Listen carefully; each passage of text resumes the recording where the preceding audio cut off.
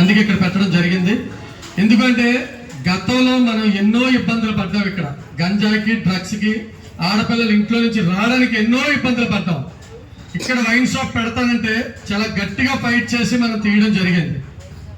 అలాంటి ఇబ్బందులు లేకుండా మీరు ఇంట్లో నుంచి మహిళ బయటకు వెళ్తుందంటే పోరాటంగా ఉండాలి.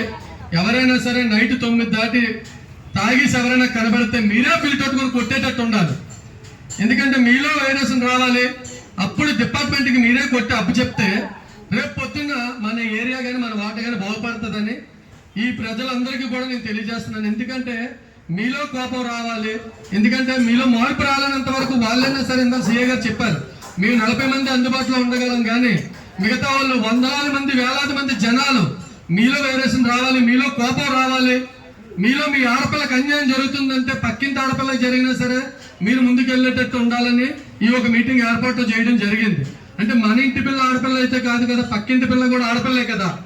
ఈ ఆడపిల్లల భవిష్యత్తు కోసమే ఈ ఒక గంజాయి, డ్రగ్స్ ఇది నిషేధించమని ఐ ఆఫీస్ నుంచి వచ్చింది, హైకమాండ్ నుంచి వచ్చింది. అలాగే డిపార్ట్మెంట్ కూడా ఈ రోజు పెద్దలందరూ కూడా ఇక్కడ సహకరించి మన కోసం ఏ రోజు కూడా ఏ మీటింగ్లు కూడా మనకు పెట్టడం తెలియదు. ఇంత పబ్లిక్ మీటింగుల్లో ఎవరు కూడా మనకు సహకరించలేదు. మనకు కష్టం వస్తే ఎవరి లోపు తలుపు కొట్టినా భయపడి ఇంట్లో ఉండిపోయారు. ఈ రోజు డిపార్ట్మెంట్ ముందుకు వచ్చి మనకి సహకరిస్తుంది. అది గుర్తుపెట్టుకోండి ప్రతి ఒక్కరు. ఎందుకు అంటే ఎవరికైనా కష్టం వస్తే ఇంట్లో ఉండిపోయి మమ్మల్ని కొట్టేస్తారు, మమ్మల్ని కొట్టేస్తారు భయపడ్డారు. కానీ ఈ రోజు భయపడకుండా తెగించి ముందుకు వచ్చాం మేము మీకు అండగా ఉండడానికి. అలాగే డిపార్ట్మెంట్ మనకి సహకరిస్తుంది. దయచేసి మీలో మార్పు రావాలి. పక్కింటి ఆడపిల్లకి జరిగిన, మా ఇంటి ఆడపిల్లకి జరిగిందని పౌరుషం రావాలి. మీకు అందుబాటులో మేము ఉంటాం, డిపార్ట్మెంట్ ఉంటుంది. ప్రతిదీ కూడా మీలో మీకే మార్పు రావాలని ఈ ఒకళ్ళందరూ మీటింగ్లో సమావేశం చెప్తున్నాం మీకు. ఎందుకంటే ఇదేదో చిన్న మీటింగ్ అనుకుంటారు, ఇది మీ ఆడపిల్లల భవిష్యత్తు కోసం ఈ మీటింగ్. మనం అనుకోవచ్చు ఏదో సార్ వచ్చారు చెప్పారు వెళ్ళిపోయారని. అంత పెద్ద ఆయన ఇక్కడికి వచ్చి చెప్తున్నారంటే మనం అర్థం చేసుకోవాలి. మన పిల్లల కోసం, మన భవిష్యత్తు కోసం, మన బిడ్డల కోసం.